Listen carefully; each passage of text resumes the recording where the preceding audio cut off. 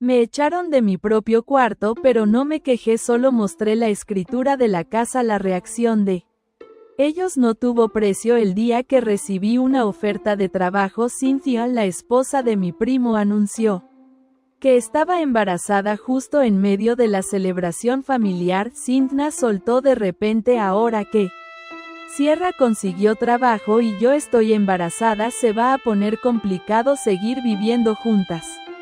Cuando nazca el bebé creo que Sierra debería mudarse, dijo con una expresión fría. Ya consiguió empleo y ahora que estoy esperando un bebé va a ser difícil cuando nazca. La sala se quedó en silencio al instante y las caras del tío Marcos y la tía Lucía se pusieron súper incómodas. Cynthia, que por lo general era callada, nunca me había hablado con un tono tan helado. Siempre pensé que ella era buena onda, así que respondí con amabilidad: no tiene por qué ser un problema, yo no soy hombre y cuando nazca el bebé incluso puedo ayudarte a cuidarlo, no va a haber espacio para todos. ¿Cómo así?, dije tratando de ser comprensiva. Podemos arreglar el ático y dejar todo listo para tu familia. Espacio va a sobrar. La casa era grande, un dúplex con varios cuartos en cada piso. Llevábamos años viviendo cómodamente en el segundo piso. Cynthia me lanzó una mirada extraña. La tía Lucía intervino intentando calmar las aguas. Cynthia, no te preocupes, vamos a asegurarnos de que ni tú ni el bebé pasen incomodidades. Pero Cynthia, aún no había terminado. Cuando nazca el bebé voy a estar en cuarentena, no me voy a poder mover bien ni vestir sola, no es correcto tener una extraña en la casa. De repente cambió su tono. Sierra, no es que quiera obligarte a irte, pero ya llevas tantos años viviendo aquí. ¿No crees que ya es hora de tener tu propio espacio? Viendo que mi expresión cambiaba, Cynthia siguió: tus papás murieron cuando aún estabas en la universidad y en el posgrado mis suegros te mantuvieron todo ese tiempo. Hoy en día toda mujer joven es independiente. ¿No ya es hora de que te dé vergüenza y vivas sola? Miré al tío Marcos y a la tía Lucía. El tío Marcos, que había estado callado todo el tiempo, golpeó la mesa con fuerza y gritó: basta Cynthia, te pasaste de la raya. Jason, lleva a tu esposa al cuarto ya. Jason, mi primo, corrió a defender a su esposa. Papá, Cynthia está embarazada. ¿Por qué le gritas así? Y además no está equivocada. El tío Marcos perdió la paciencia del todo, golpeó su vaso sobre la mesa y le gritó a Jason: entonces te puedes ir con ella. Cynthia no se equivocaba en una cosa: mis padres murieron cuando yo era joven. Mi papá Esteban era dueño de una empresa y mi mamá Mariana era arquitecta. Hace 7 años los dos tuvieron un accidente automovilístico y entraron en coma. En esa época yo estaba por hacer el examen de ingreso a la universidad, dividida entre los estudios y el hospital. Hubo un momento en que pensé en contratar una enfermera. Cuando el tío Marcos se enteró vino a hablar conmigo: Sierra, no tienes que contratar a nadie, Lucía y yo nos encargamos de ellos. Dudé, mi tío siempre había sido bueno conmigo, pero cuidar de una persona en coma ya es difícil, imagina a 2. No hay problema, me dijo con los ojos llenos de lágrimas, son mi hermana y mi cuñado, nadie los va a cuidar mejor que la familia. Además, doña Marta, que compartía cuarto con mis padres en el hospital, me contó que algunas enfermeras maltrataban a los pacientes. Llagas, abandono no era raro, era después de pensarlo mucho.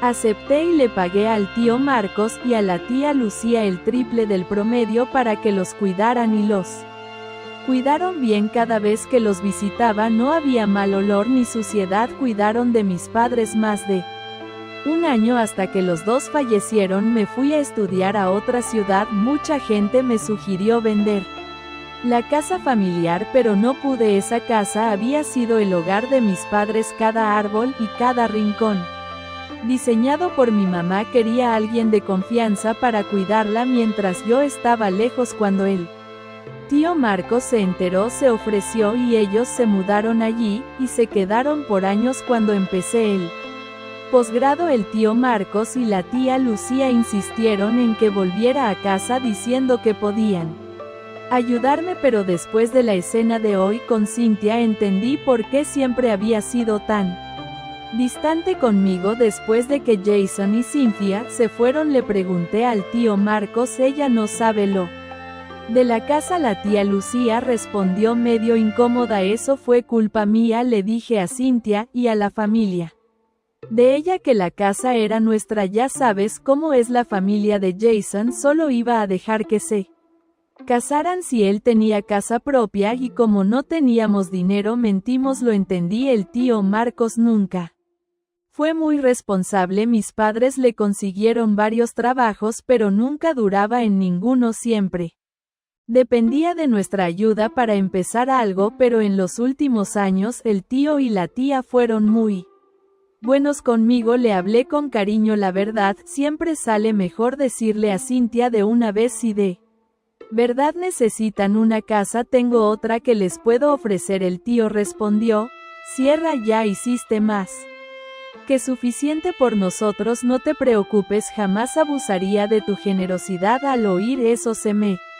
llenaron los ojos de lágrimas. Tío, somos familia, no digas eso, si no fuera por ustedes yo ni siquiera tendría un hogar. Con su palabra dejé el tema de lado. En los días siguientes veía a Cynthia por la casa, siempre lanzándome miradas frías o soltando comentarios venenosos mientras veía la tele. Hay gente que no tiene vergüenza de vivir en casa ajena como si fuera la dueña, y lo peor es que nadie puede echarla. Algunas se creen princesitas mimadas como si todos las quisieran, pero en realidad nadie las aguanta. Yo me quedaba callada esperando que el tío Marcos y la tía Lucía se encargaran del asunto. Había empezado el nuevo trabajo y estaba hasta el cuello de pendientes. Siempre me quedaba tarde en la oficina, llegando a casa cuando todos ya dormían. Una noche llegué un poco más temprano, pero ya estaba oscuro. La casa estaba en silencio. Subí despacito, solo queriendo tirarme en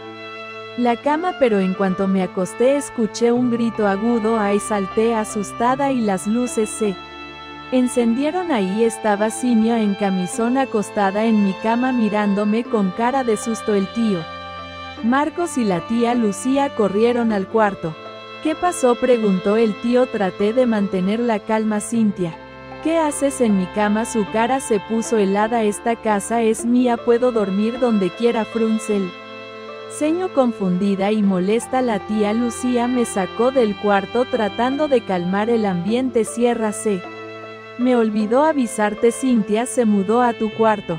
Cuando pregunté esta tarde dijo que quería aprovechar la luz del sol de la ventana grande. Mi cuarto, que mi madre había diseñado especialmente para mí, tenía una enorme ventana de piso a techo. Cuando salía el sol se llenaba de luz. En invierno era el rincón más acogedor de la casa. Me dolió mucho que la pusieran en mi cuarto sin ni siquiera consultarme. La tía Lucía notó mi molestia e intentó suavizar el tono aún más.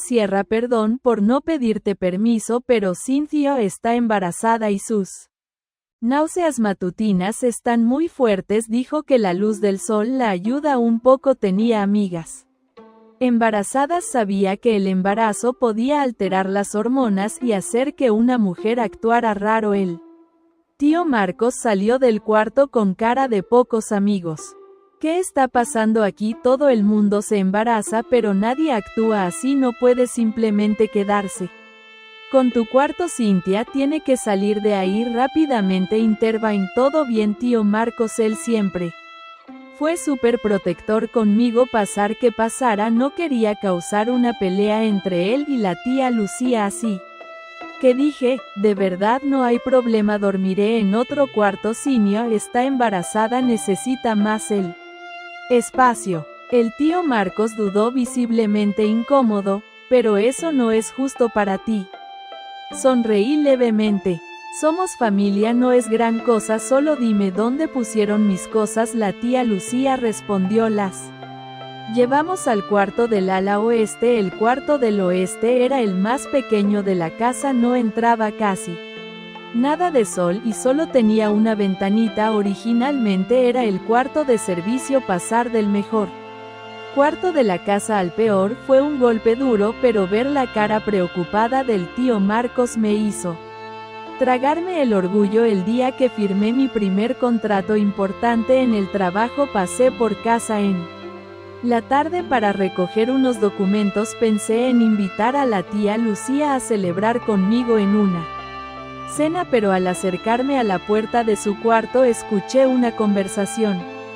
¿Y ahora qué hacemos? Cintia dijo que si no sacamos a Sierra de la casa pronto nunca nos dejará ver al nieto, dijo la tía Lucía angustiada. Solo tenemos que esperar un poco más, respondió el tío Marcos. Esperar que Cintia ni siquiera ha dejado que Jason duerma con ella estos días. La voz de la tía Lucía temblaba.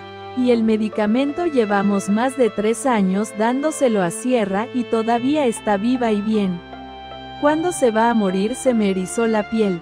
¿Qué medicamento? La verdad me golpeó como un puñetazo. La tía Lucía quería que muriera y todo cobró sentido desde que volví a casa. Mi salud había empeorado. Antes era fuerte, saludable, ahora cualquier brisita me dejaba en cama. Sangrados nasales, caída de cabello, todo sin explicación.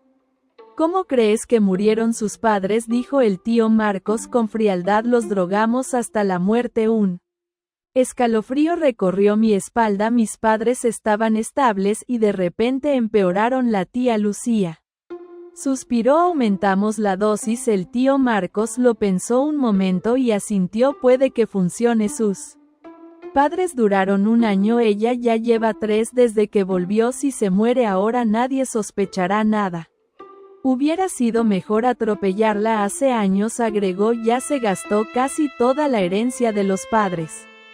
Pero tranquila, igual todo va a ser nuestro. No podía creer lo que estaba oyendo. Mi mente se quedó en blanco. La bondad del tío Marcos era pura fachada. Me habían engañado todo este tiempo y la muerte de mis padres nunca fue un accidente. Bajé las escaleras tambaleando, mareada, pasando por la sala donde Cintia veía televisión. Sierra me llamó con un tono sorprendentemente amigable. Ven acá. Aún en shock logré responder. ¿Necesitas algo? Cintia estaba pensando. Empezó con voz melosa. No está bien echarte justo ahora que empezaste a trabajar. ¿Qué quieres decir con eso? No somos exactamente familia. Cierto, Jason ya mantiene toda la casa. Ahora que tú tienes trabajo deberías ayudar también. Lo justo sería que empieces a pagar 10,000 pesos al mes por los gastos. Pagarías más si alquilaras por ahí. Entonces ese era su juego. Sonreí, pero con frialdad. Tiene todo el sentido, Cintia, pero creo que no. ¿Sabías? Esta propiedad es mía. Cintia se congeló mirándome sin creerlo. ¿Qué? Eso es imposible. Es verdad, respondí firme. No solo la casa, sino todos los gastos, comida, luz, agua. Todo lo pago yo. Antes de que volviera el tío Marcos se encargaba de la propiedad y me pedía dinero cada mes para el mantenimiento. Siempre decía que se rompió el cortacésped, que había que pintar una pared. Yo era estudiante, no entendía mucho, así que le mandaba lo que pedía. Desde que volví asumí todas las cuentas de la casa. Mientras hablaba pensé que necesitaba revisar las finanzas con más cuidado. ¿Estás mintiendo?, gritó Cinia justo cuando el tío Marcos y la tía Lucía entraban en la sala sorprendidos de verme allí. La tía Lucía fue la primera en hablar. Sierra, ¿por qué volviste tan temprano? Antes de que pudiera responder, Cinia me señaló. Mamá está diciendo que la casa es suya. ¿Es cierto eso? Los rostros de ambos se ensombrecieron al instante. La tía Lucía intentó disimular. Claro que no.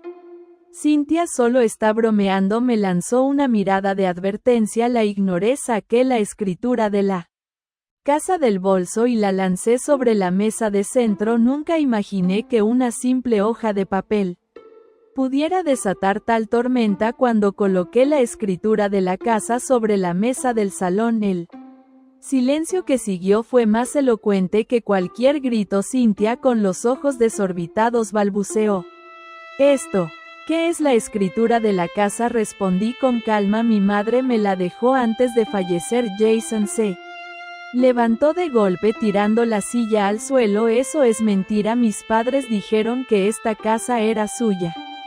Tía Lucía intentó intervenir, pero su voz temblorosa apenas escuchaba. «Cierra, cariño, quizás haya un malentendido». «No hay ningún malentendido, tía, solo verdades que han estado ocultas demasiado tiempo».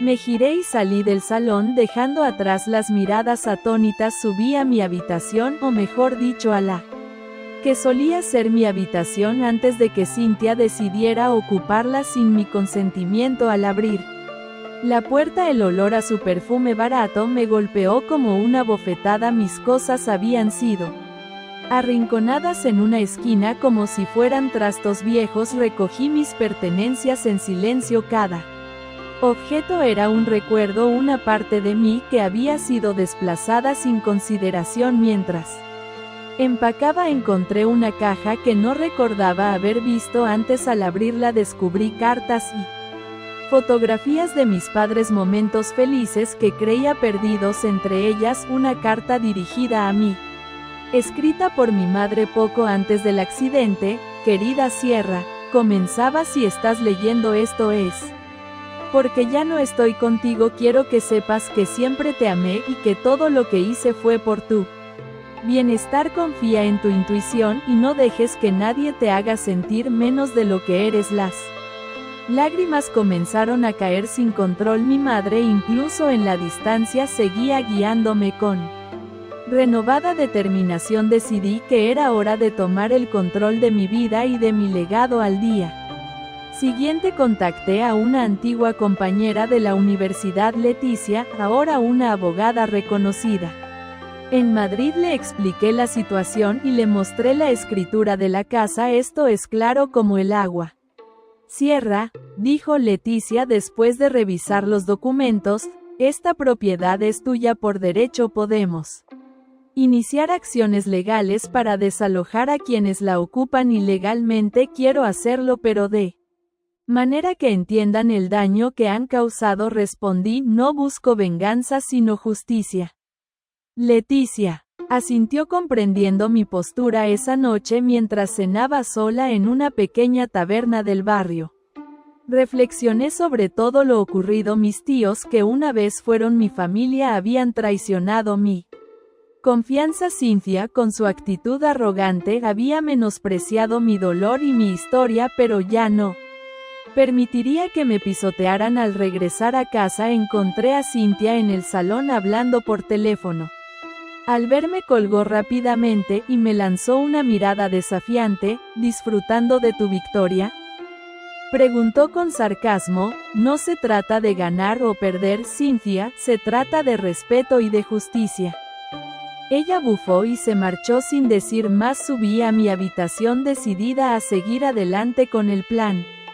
Sabía que el camino no sería fácil, pero con el apoyo de Leticia y la memoria de mis padres como guía estaba lista para enfrentar cualquier obstáculo. Al día siguiente, mientras revisaba algunos documentos en el despacho, Leticia me llamó con urgencia: «Sierra, he encontrado algo más en los registros. Tu madre tenía una cuenta bancaria secreta con una suma considerable de dinero y hay movimientos recientes que indican que alguien ha estado retirando fondos». Cuando Leticia me contó por teléfono lo de la cuenta bancaria secreta, sentí como si el suelo temblara bajo mis pies. Cogí el primer tren a Madrid esa misma tarde y me reuní con ella en su despacho en la calle Alcalá. El sol del atardecer entraba a través de las persianas mientras Leticia me extendía los papeles con una expresión que mezclaba rabia y preocupación. «Sierra, tu madre abrió esta cuenta en el banco Santander 6 meses antes del accidente. Hay más de 200.000 euros registrados originalmente, pero solo quedan 15.000. Me quedé helada. ¿Cómo es posible? ¿Quién ha estado sacando dinero a alguien con acceso al número de identificación fiscal de tu madre y una autorización firmada que claramente ha sido falsificada? Hemos enviado una solicitud formal para obtener las imágenes de las personas que hicieron los retiros en sucursal. Me miró con seriedad. Pero tengo una sospecha, no necesitaba que lo dijera, ya lo sabía Marcos, pregunté, la voz apenas un susurro. Leticia asintió, todo apunta a él. Sentí un ardor en el pecho, no era solo por el dinero, era el simbolismo, la traición silenciosa que se escondía detrás de cada retiro, eran los ahorros de mi madre, su precaución, su amor por mí guardado en cifras. Puedo presentar cargos, sí, y lo haremos, pero antes. Leticia se inclinó hacia mí, quiero que estés preparada para lo que venga, esto va a remover muchas cosas, no solo en tu familia sino también en ti. Asentí en silencio, dentro de mí algo se quebró, ya no era la joven sumisa que aceptaba vivir en el cuarto más oscuro de su propia casa, no. Ahora era la heredera legítima de un legado que habían intentado borrar. Cuando volví a Toledo entré en casa sin hacer ruido, era tarde, subí al segundo piso pero algo me detuvo, luces encendidas en la cocina, voces bajas, me acerqué. Ella sospecha algo, decía Cintia, está demasiado tranquila, no puede hacer nada sin pruebas, respondió Jason. Además mi madre me aseguró que la cuenta ya estaba vacía, no va a encontrar nada y encuentra la autorización falsa. La voz de Cintia subió ligeramente de tono. ¿Sabes lo que eso significa? Prisión. Jason, cállate, gritó él golpeando la mesa, esto fue idea de tus padres también, ellos fueron los que nos animaron a tomar lo que era justamente nuestro. Me alejé temblando, ya no era solo Marcos, era toda una red de manipulación. Incluso los padres de Cintia, quienes apenas conocía, estaban implicados. Al día siguiente fui directamente al notario que había llevado los papeles de herencia de mis padres, un hombre mayor de voz suave y mirada honesta. Tu madre me pidió que mantuviera en secreto la cuenta, pero cuando ella falleció Marcos vino con una carta que supuestamente tú habías firmado autorizándole a gestionarla. Parecía legítima, pero ahora, viéndote, dudo de todo. Le pedí una copia, la firma no era la mía ni remotamente parecida, todo encajaba, cada sonrisa falsa, cada favor ofrecido, cada eres como una hija para nosotros. Regresé a casa, esta vez no iba a esconderme ni actuar con diplomacia. Reuní a todos en el salón, Marcos, Lucía, Jason, Cintia, el ambiente estaba cargado. Sé todo, dije sin rodeos, la cuenta bancaria, las autorizaciones falsas, los retiros. Las caras se congelaron. Cintia palideció, Jason me miró como si viera un fantasma. Marcos intentó hablar pero levanté la mano, no digáis nada, solo vine a avisaros, en una semana todos fuera, he iniciado un proceso judicial, esto no es negociable. Lucía comenzó a llorar. Marcos me miró como si no me reconociera. ¿Qué te ha pasado? Cierra. ¿Dónde quedó la niña dulce que criamos? Esa niña murió en el mismo hospital donde murieron mis padres. Respondí, y vosotros la enterrasteis. Subí a mi cuarto con el corazón latiendo como un tambor. Me sentía viva por primera vez, por verdaderamente viva. Me senté frente al ordenador dispuesta a revisar mis finanzas cuando encontré un correo electrónico sin abrir, era de una tal Elena García Ortega. El asunto, tu madre y la mía eran la misma persona. Recuerdo que estuve varios minutos mirando esa pantalla sin moverme. El nombre Elena García Ortega me era completamente desconocido, pero esas pocas palabras en el asunto del correo electrónico me atraparon como una garra cerrándose en mí. Pecho, tu madre y la mía eran la misma persona. Con el corazón en un puño abrí el mensaje, decía, hola. Cierra, sé que esto será una sorpresa. A mí también me costó creerlo cuando encontré las cartas. Mi madre, bueno, la mujer que creí que era mi madre falleció hace 2 meses. En sus cosas encontré una Caja con documentos y fotografías. Hay cartas escritas por Mariana, tu madre, y una en particular, fechada en 1992, donde le explica por qué no puede quedarse con la niña que está por nacer. Esa niña soy yo. Entiendo si necesitas tiempo, pero si estás dispuesta me gustaría conocerte. Estoy en Salamanca, no espero nada de ti, solo quiero entender. Elena, me quedé sin aire, sentí que el mundo giraba más rápido de lo normal. Mi madre había tenido otra hija antes de mí.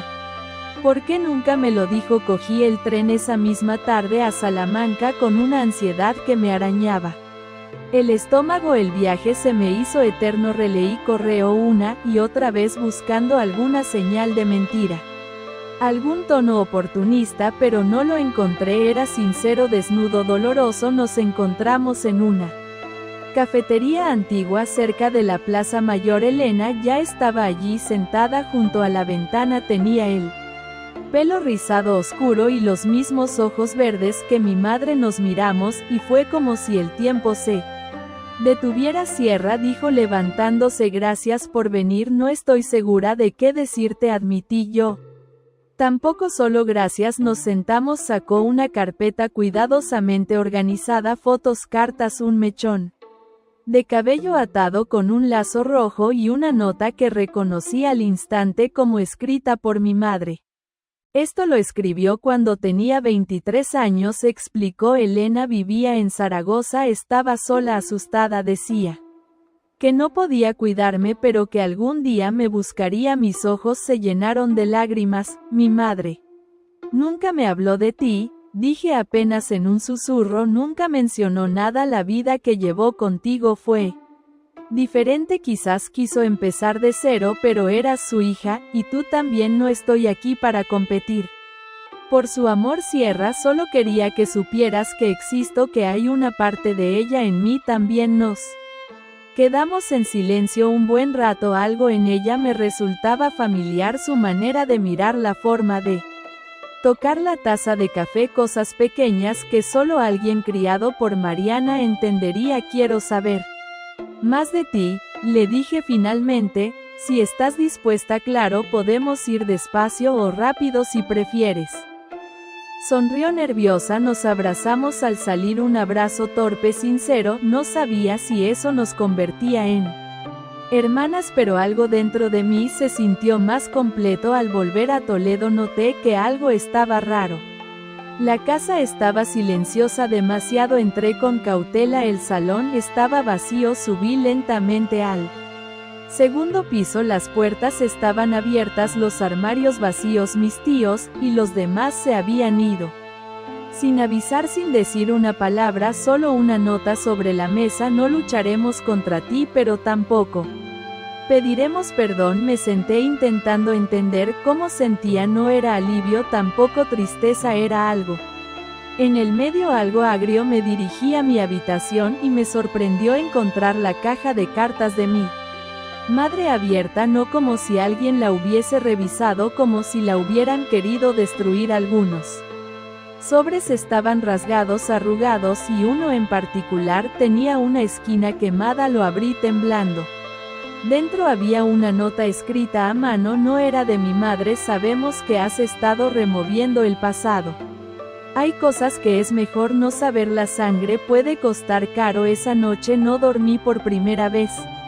Entendí que esto iba mucho más allá de una disputa familiar. Alguien más estaba involucrado, alguien que no quería que descubriera toda la verdad. Desde aquella noche no dormí bien. Me despertaba varias veces con el corazón latiendo como si me persiguiera algo invisible. La nota anónima me había dejado una herida nueva. El miedo no era la típica sensación de quizá me vigilan, era más profundo. Era el peso de saber que al escarbar en el pasado se había pisado algo venenoso. Al día siguiente fui directa al despacho de Leticia. Tenía la nota en la mano arrugada por tanto apretarla. Esto apareció en mi habitación, le dije colocándola sobre su escritorio. Ella la leyó en silencio, frunció el ceño.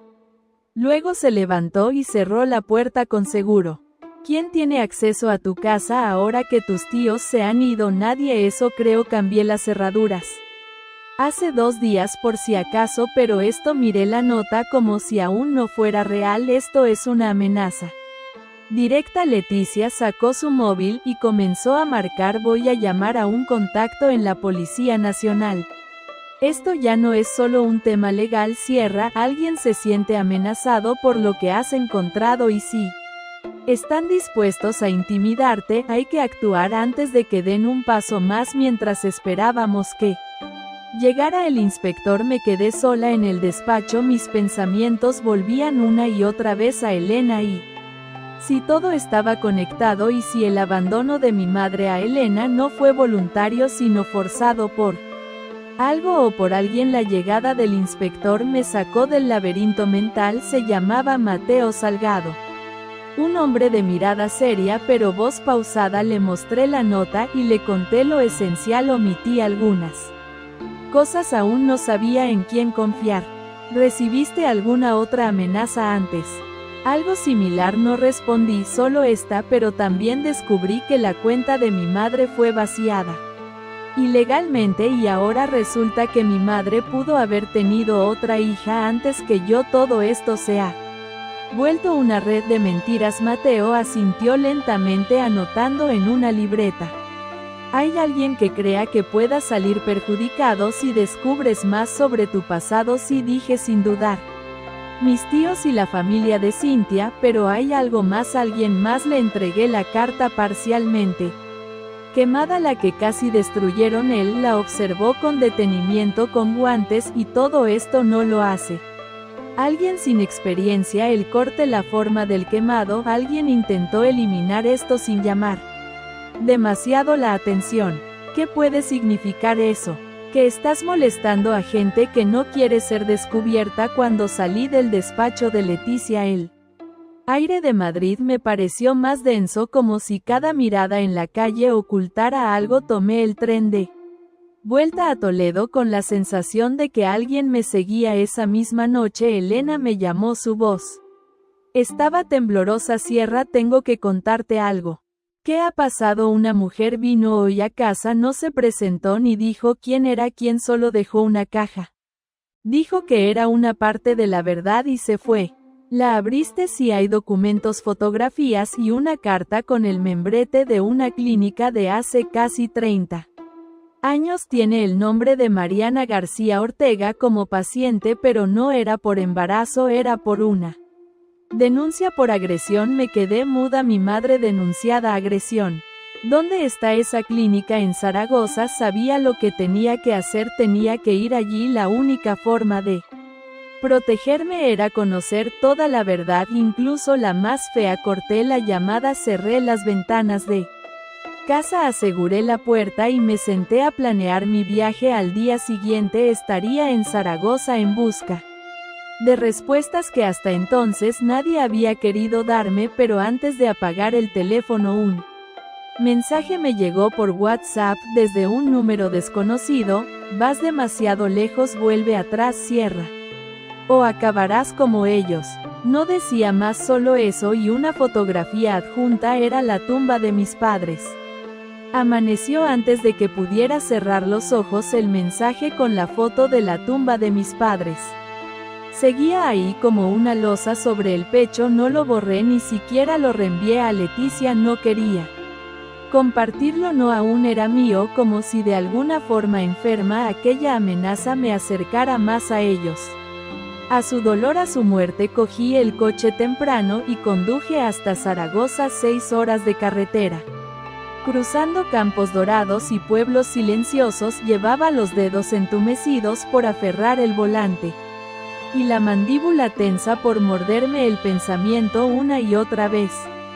¿Qué pasó realmente con mi madre antes de que yo naciera? Llegué a la ciudad al atardecer. Me alojé en una pensión pequeña cerca del centro con olor a madera vieja y café quemado. No podía dormir ni leer, solo mirar el techo, sintiendo que todo lo que creía saber estaba a punto de ser desmantelado. Al día siguiente fui a la clínica. La fachada era moderna, pero en la recepción aún conservaban un archivo Físico en el sótano. Tuve que esperar casi 2 horas para que la jefa de archivo, una mujer llamada Adela, encontrara la carpeta. Me miró como si tuviera un secreto entre manos. No puedo mostrarte esto oficialmente. Vale, pero si te dejo sola con la carpeta 5 minutos. No he visto nada, le agradecí con una sonrisa. Nerviosa cuando abrió la carpeta sentí que el corazón se me salía por la garganta. Nombre: Mariana García Ortega. Fecha de ingreso: 14 de septiembre de 1992. Motivo: lesión ocular y contusiones en costillas. Paciente declara agresión por parte de su pareja Esteban Martín Castaño. Esteban, mi padre. No susurré, las hojas se movían entre mis dedos como cuchillas. El informe detallaba una pelea violenta. Mariana llegó sola, estaba embarazada de 2 meses, decía tener miedo por su vida. Declaró que era la segunda vez que ocurría algo así. No quiso presentar denuncia oficial, se fue por voluntad propia. A las 48 horas, un nudo se formó en mi garganta. Aquello no tenía sentido. Mi padre siempre fue cariñoso, firme, sí, pero jamás lo imaginé levantando la mano. La carpeta tenía una nota más escrita a mano por un médico: paciente en situación de vulnerabilidad, posible conflicto emocional, sospecho que oculta información para proteger a alguien. Me quedé allí sentada, sin saber cómo respirar, y si no todo era blanco o negro, y si las heridas de mi madre no fueron solo físicas sino mentales, generacionales. Salí de la clínica con la carpeta bajo el abrigo. No podía dejarla allí, tenía que mostrarle aquello a Elena. Quizá entre las dos pudiéramos entender mejor. Esa misma noche nos encontramos en mitad del camino en un hotel rural de Soria. Era un sitio tranquilo, donde nadie nos reconocería. Elena se sentó en el borde de la cama con los ojos fijos en los papeles que yo acababa de entregar. Entonces, ¿crees que nuestro padre fue? No lo sé, la interrumpí. No estoy segura de nada, pero esto cambia todo. Elena cerró la carpeta con cuidado, me miró fijamente. Cierra, hay algo más que no te he contado. Cuando esa mujer me entregó la caja también dijo un nombre, dijo que tenía que encontrar a una mujer en Bilbao, se llama Emilia Ríos. ¿Quién es? No lo sé exactamente, pero la mujer dijo, ella estuvo con Mariana hasta el final y también sabe lo de Marcos. Me quedé inmóvil. ¿Qué podía saber alguien en Bilbao sobre mi madre y sobre mi tío?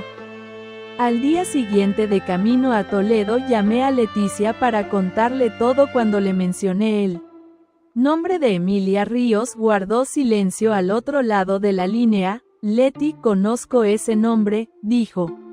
Finalmente, Emilia fue la enfermera principal de tus padres cuando estaban en coma. Frené el coche de golpe en medio del arcén. ¿Qué si me lo mencionaste hace años cuando hablábamos de la clínica donde estuvieron? Nunca supiste que ella desapareció repentinamente después de la muerte de tus padres. Desapareció, sí, dejó el trabajo sin dejar rastro. Nadie volvió a saber de ella. El silencio se apoderó del coche. Mi mente solo podía pensar en una cosa: si Emilia sabía algo sobre Marcos. ¿Sería ella quien dejó la nota en mi habitación? No podía esperar más. Iba a ir a Bilbao, iba a encontrarla, pero justo cuando colgué con Leticia recibí otro mensaje. Era un video. Lo abrí con el pulso acelerado. Era una grabación de seguridad captada desde una cámara en el interior de mi casa. En la imagen se veía a Marcos con guantes entrando en mi habitación y rebuscando entre mis cosas. Ver a Marcos en ese video fue como recibir una bofetada en plena cara. No podía dejar de mirarla. Pantalla, su silueta reconocible, sus movimientos rápidos pero nerviosos, la forma en que abría mis cajones, los armarios, incluso mi diario, como si buscara algo, y lo peor fue que no parecía ni sorprendido ni avergonzado. Era como si sintiera que tenía derecho a hacerlo, como si aún creyera que esa casa, mi casa, le pertenecía de alguna forma. Se me revolvieron las tripas. Envié el video directamente a Leticia. Esto es allanamiento. Verdad y robo, si falta algo vamos a usar esto. Cierra, esta vez no solo los vamos a sacar por la vía legal, los vamos a enterrar socialmente. Colgué con ella y fui directa a la comisaría. Hice la denuncia con el video, expliqué todo el contexto desde las amenazas hasta los antecedentes con la cuenta bancaria. El inspector Salgado me miró serio, esta vez sin anotar nada. Te estás metiendo con algo muy feo. Cierra, y creo que apenas has arañado la superficie. ¿Qué quieres decir? Recibimos una llamada anónima esta mañana sobre ti, sobre mí, y decían que eras peligrosa, que estabas desequilibrada, que estabas acosando a tus tíos, y que quizá necesitabas ayuda psiquiátrica. Quieren descreditarte. Cierra, se me secó la garganta. ¿Van a hacer algo? No, claro que no sabemos diferenciar una llamada malintencionada, pero que estén tratando de invertir la narrativa te dice todo lo que necesitas saber. Esto no va a ser solo una batalla legal, es personal, y están desesperados. Volví a casa con una mezcla de rabia y resolución en el pecho. Ya no iba a contenerme. Esa noche redacté una carta formal con ayuda de Leticia solicitando la apertura de una investigación judicial sobre el patrimonio de Marcos y Lucía durante los últimos 10 años. Tenía derecho a hacerlo como parte interesada de la herencia de mis padres y tenía pruebas suficientes para sospechar de malversación, fraude y falsificación documental. Al día siguiente me reuní con Elena en Madrid, quería contarle todo, ya no podía ocultarle nada. Cuando le mostré el video, apretó los labios y miró al suelo. Hay una parte de mí que quiere llorar y otra que quiere gritar. Bienvenida a mi mundo, le dije. ¿Y la mujer de Bilbao?, preguntó Emilia. Ya lo tengo todo preparado. Salgo mañana a primera hora, quiero ir contigo. La miré sorprendida. ¿Estás segura? Sí, si mi madre y la tuya eran la misma persona, entonces todo esto me toca tanto como a ti. No quiero seguir viendo esto como una espectadora. Sonreí, por primera vez me sentí acompañada de verdad. No estaba sola en esta guerra, tenía una hermana, una aliada, alguien que había sufrido otra cara del mismo abandono. Esa noche, mientras cenábamos en el pequeño apartamento que alquilé para estar más segura, recibí otro correo anónimo. Esta vez no había amenazas, solo una imagen. Era una fotografía en blanco y negro antigua. En ella aparecía mi madre muy joven abrazando a una mujer rubia con bata de enfermera, y al fondo estaba Marcos en el reverso de la foto, escrito a lápiz: Clínica San Ángel, Zaragoza, 1992. Marcos había estado allí con mi madre el año en que ella fue golpeada, el año en que Elena nació, y entonces una idea terrible me atravesó como una flecha. ¿Y si no era Esteban quien la había agredido? ¿Y si fue Marcos? El estómago me dio un vuelco. Todo lo que creía sobre mi familia, sobre el rol de cada uno, se estaba cayendo como piezas de dominó. No podía esperar más. A la mañana siguiente, con Elena al lado, saldríamos rumbo a Bilbao. Emilia Ríos tenía que contarnos la verdad. Lo que no sabía era que esa misma noche alguien más iba camino a nuestra casa en Toledo, alguien que no quería que llegáramos a Emilia, y que antes del amanecer una ventana se rompería y Elena desaparecería. El grito me despertó. No fue un sonido lejano ni uno de esos que se confunden con los sueños. Fue real, fue corto, ahogado, y vino del salón. Salté de la cama como impulsada por una descarga eléctrica. El aire estaba denso, había un olor raro, algo entre sudor, perfume barato y polvo viejo. Corrí descalza hasta el pasillo. Elena, grité. ¿Estás bien? Silencio. Mi cuerpo se movía antes de que mi mente pudiera procesar. Revisé la cocina vacía, el baño igual, pero al llegar al salón el caos me paralizó. La ventana estaba rota, cristales por todas partes, las cortinas ondeaban con el viento helado de la madrugada, y sobre el sofá su móvil. Elena, llamé otra vez con la voz quebrada. Nada. Salí corriendo a la calle. Era un barrio Tranquilo, de esos que parecen inofensivos, incluso de noche no había nadie, ningún coche huyendo. Ninguna señal evidente, solo la soledad y el terror. Volví adentro, cerré la puerta temblando. Sintiendo el corazón desbocado, llamé a la policía, después a Leticia, luego al inspector Salgado. ¿Dónde estás?, preguntó él. En Toledo, en la casa nueva. No te muevas, vamos para allá, no hagas nada sola.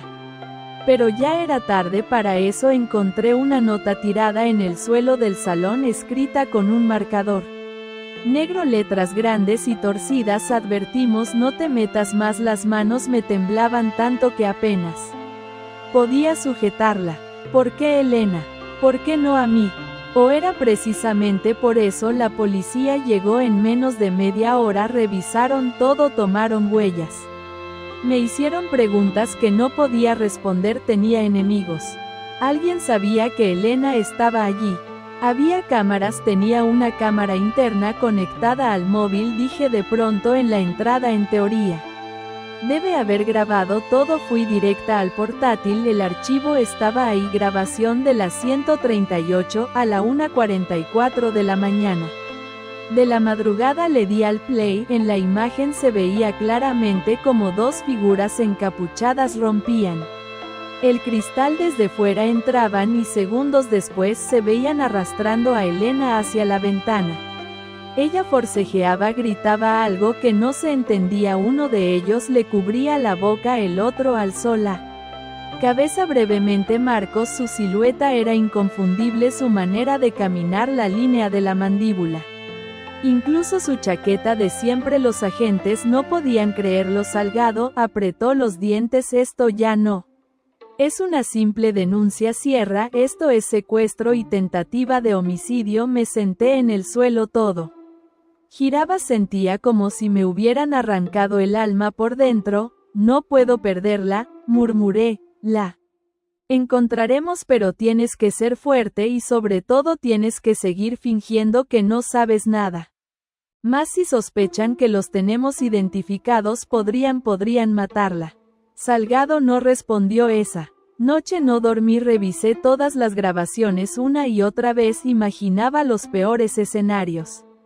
Recordaba la risa de Elena, su voz cuando hablaba de mamá, su manera de mirar las cosas como si aún creyera que podían arreglarse. A las 6 de la mañana Leticia me llamó. Cierra. ¿Hay algo más? Que he estado revisando archivos antiguos de la clínica de tus padres. Emilia Ríos no solo fue enfermera, fue también testigo en una investigación interna por negligencia. Negligencia, sí, según un informe confidencial se sospechaba que uno de los pacientes fue empeorado deliberadamente por parte del personal que lo cuidaba. Emilia firmó ese documento. Mi mente corrió a 1000 por hora. ¿Y qué pasó con la investigación? Fue cerrada por falta de pruebas. ¿Adivinas quién la archivó? No, si Marcos, él trabajaba entonces en el ayuntamiento, tenía influencias. Aplastó la denuncia, todo encajaba: mi madre siendo drogada, mi padre muriendo repentinamente, Emilia desapareciendo y ahora Elena secuestrada. Me levanté, me vestí con la misma ropa del día anterior y salí de casa. No dije a dónde iba, ni siquiera a Leticia. Si Marcos pensaba que podía llevarse todo, estaba equivocado, porque ahora no buscaba justicia, buscaba venganza, y sabía exactamente por dónde empezar. No fui directamente a por Marcos, no, lo primero que hice fue ir a ver a su madre. La encontré en una residencia de ancianos a las afueras de Talavera, una mujer de 80 y tantos años con la espalda encorvada, pero la mirada más viva que cualquier joven. La había visto pocas veces en mi infancia. Siempre decían que era rara, que hablaba demasiado. Ahora entendía por qué la mantenían al margen. Sierra dijo cuando me vio ahí: hija mía, no sabes cuánto he rezado para que volvieras. ¿Volver? ¿De dónde? De la mentira en la que te metieron. Siéntate, sé por qué estás aquí. Me senté sin decir una palabra. Tenía las manos sudorosas. Aquella mujer parecía saberlo todo. Marcos es como su padre, un lobo disfrazado de cordero. Siempre lo fue. Tu madre lo sabía, por eso le temía. La agredió, sí y no. Solo una vez cuando estaba embarazada de la otra niña la que diste con el nombre de Elena. ¿Verdad? La obligó a firmar la cesión, le dijo que si no lo hacía acabaría con Esteban. Sentí el estómago encogerse. ¿Y por qué no dijo nada por ti, por protegerte? Pensaba que si enfrentaba a Marcos públicamente, vendría contra ti. Después cerré los ojos. Aquella versión de mi madre tan fuerte y tan vulnerable al mismo tiempo me partí en dos. ¿Dónde está Elena?, pregunté desesperada. No lo sé, pero Marcos no se deshará de ella, aún no sabe qué es tu punto débil, entonces lo voy a destruir uno por uno. La anciana me miró no con miedo sino con una aprobación que no esperaba. No hagas ruido, me dijo, hazlo como él lo hace, en silencio, con elegancia pero letal. Salí de allí con el corazón palpitando como un tambor de guerra. Llamé a Leticia, le pedí que me ayudara a organizar una reunión familiar en la casa. ¿Estás segura?, preguntó. Más que nunca. 3 días después la mesa del comedor estaba puesta como en los viejos tiempos, todo limpio, cuidado, con velas encendidas. Había vino, copas, comida de la buena, como si no hubiéramos atravesado el infierno. Llegaron puntuales Marcos, Lucía, Jason, y para mi sorpresa, Cynthia, aún con barriga de embarazo, altiva como siempre. ¿Qué es esto?, preguntó Jason al entrar. Una despedida, dije con frialdad. Nos sentamos por unos segundos. El silencio era tan espeso que se podía cortar. Antes de empezar dije: ¿hay algo que quiero mostraros? Saqué una tablet, pulsé play. El vídeo de Marcos entrando en mi habitación apareció en la pantalla. Luego las imágenes del secuestro de Elena. Los rostros se desfiguraron. Lucía se tapó la boca. Jason palideció. Cynthia murmuró esto no puede ser verdad. Marcos se levantó de golpe. Eso es ilegal.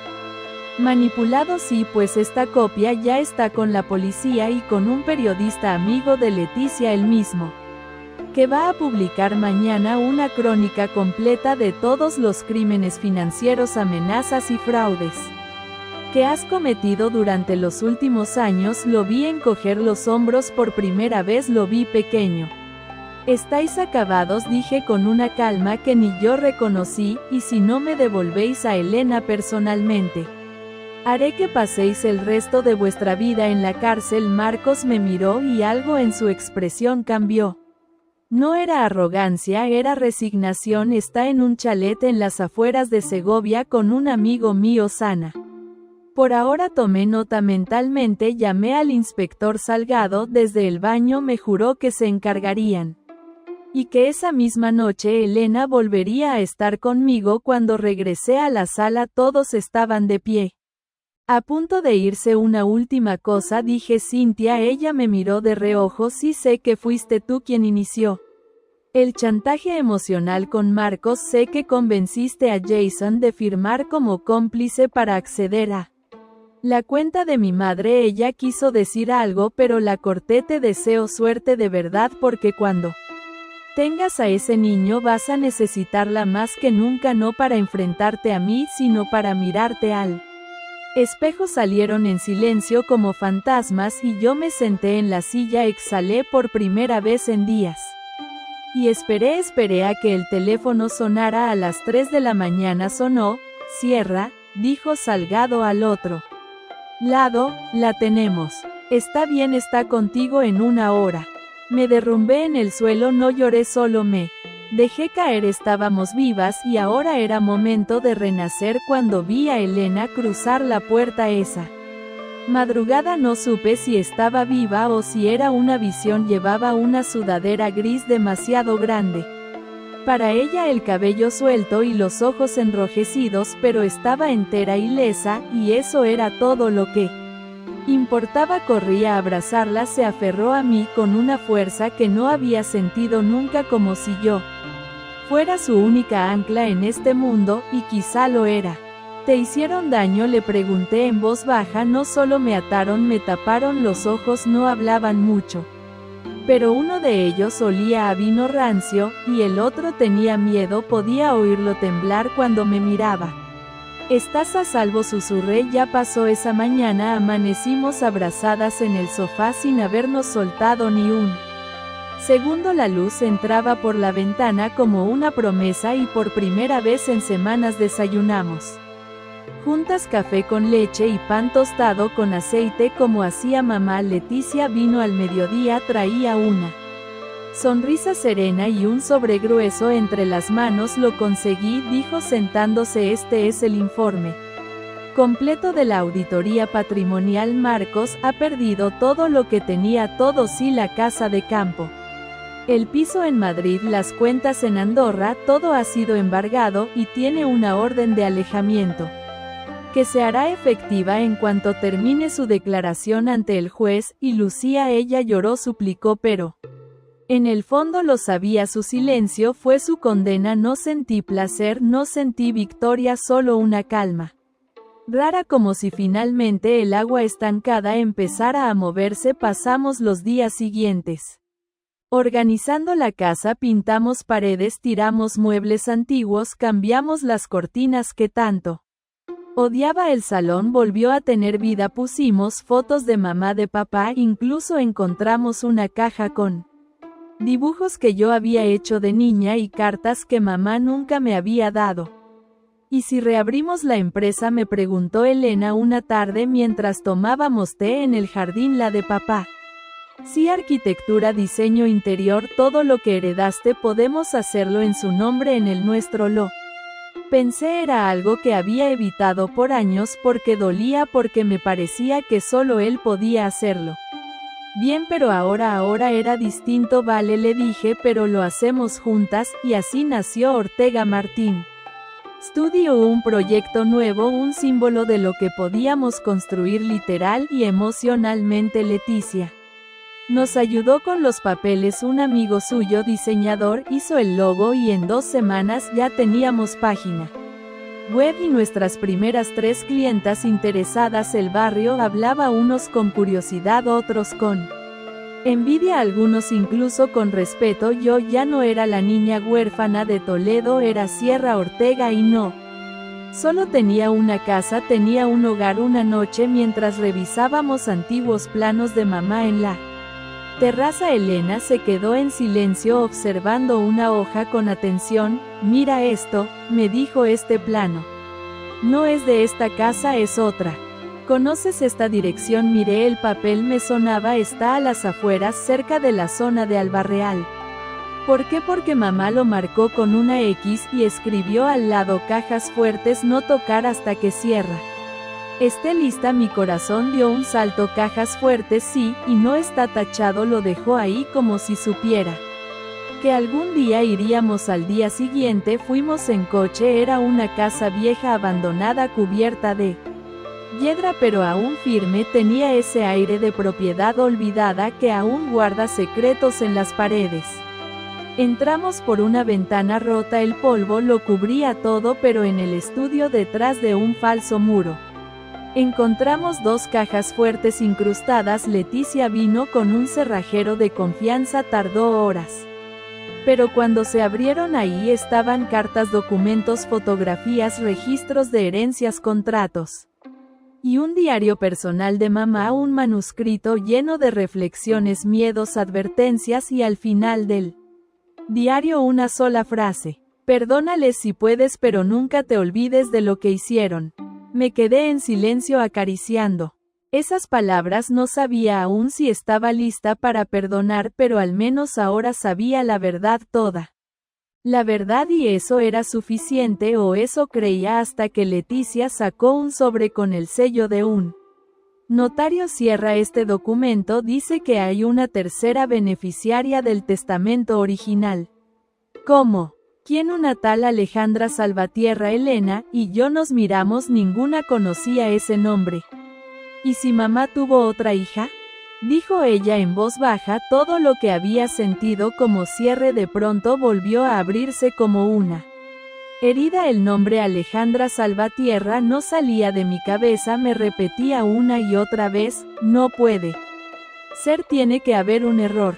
Pero no lo era. Leticia confirmó que el documento era legal, firmado por mi madre y certificado por un notario de Burgos. Hacía más de 30 años Alejandra era mencionada como beneficiaria condicional si no se encontraba en vida antes de mis 30 años. Su parte pasaría a mí. Yo tenía 29. Era como si mamá hubiese plantado una última semilla de incertidumbre justo antes de que pudiera cerrar el capítulo. ¿Y si no es una hija?, preguntó Elena. ¿Y si fue una hermana oculta, una amiga, una deuda emocional? Solo hay una forma de saberlo, respondí.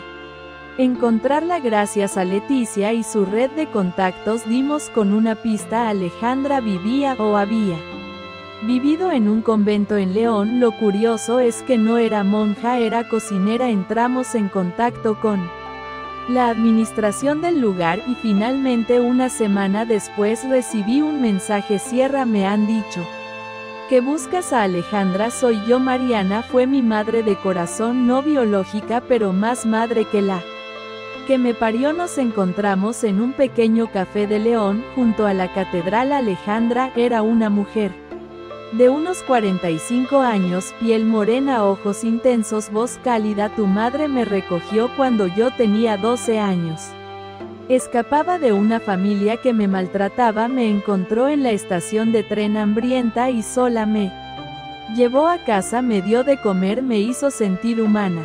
¿Por qué no me habló nunca de ti? Porque no quería que pensases que ella tenía 2 hijas verdaderas y tú eras la tercera. Siempre quiso protegerte de cualquier sombra que pudiera ensuciar el amor que os tenía. Alejandra me entregó una caja de madera, me la dio antes de morir, me dijo que te la entregaras. Si alguna vez me buscabas, la abrí allí mismo. Dentro había un anillo antiguo, el de compromiso de mi abuela que mamá siempre llevaba puesto, y una carta. Sierra, si estás leyendo esto es porque ya has pasado por más dolor del que jamás imaginé. Sé que dudas de todo, de tu padre, de tu tío, de mí, pero sí algo quiero que guardes en el corazón es esto: fuiste amada y nunca estuviste sola. Siempre quise que encontrases tu fuerza, y si para eso tenías que enfrentar a todos los demonios de esta familia, que así sea. Te amo, mamá. Lloré frente a Alejandra, frente a los turistas que pasaban, frente a Elena que me sujetaba la mano con lágrimas en los ojos. Ya no me importaba nada porque por fin todo tenía sentido. Regresamos a Toledo con un sentimiento nuevo, paz, y una semana después organizamos algo que nunca pensé que haría: un almuerzo familiar. Invité a Elena, a Alejandra, a Leticia, a Mateo, el inspector, a las 3 mujeres del barrio que nos habían apoyado cuando todo iba mal. Cociné el plato favorito de mamá, paella con conejo, y brindamos en el jardín por nosotros, por las que sobrevivimos y sí, por las que ya no están. Marcos fue condenado a 6 años de prisión, su fortuna fue disuelta y sus bienes repartidos entre los herederos legítimos. Lucía, tras un intento de fuga, fue detenida en Valencia y enfrenta juicio por encubrimiento. Jason desapareció, pero días después recibí una carta suya desde Lisboa sin firma, solo 3 líneas: lo siento, no tengo cómo reparar lo que hice, pero gracias por no destruirme del todo. Que tu hijo nunca se parezca a mí. Cynthia, ahora madre, fue vista vendiendo bisutería en un mercadillo de Toledo. Nadie quiso contratarla después de que su rostro saliera en los medios como cómplice moral de todo el escándalo. A veces la veo desde lejos cargando a su bebé sola. No siento odio, solo lástima, y yo volví a dormir tranquila. El estudio Ortega Martín crece cada mes. Tenemos proyectos en Madrid, en Granada, incluso una propuesta internacional. Elena y yo trabajamos codo a codo. Alejandra lleva el área de diseño social, ayudando a mujeres vulnerables a reconstruir sus hogares. Somos 3, y cada una lleva un pedazo de mamá en el corazón. La casa sigue en pie, con nuevas cortinas, con nuevas historias, pero las raíces siguen siendo las mismas. A veces al amanecer, cuando la luz entra por esa enorme ventana del cuarto principal, me siento en la cama, tomo el anillo de mamá y pienso: Lo intentaron todo, me subestimaron, me traicionaron, me quisieron destruir, pero al final la casa fue mía, la historia fue mía y yo, Sierra Ortega, me quedé de pie. Mientras ellos se derrumbaron.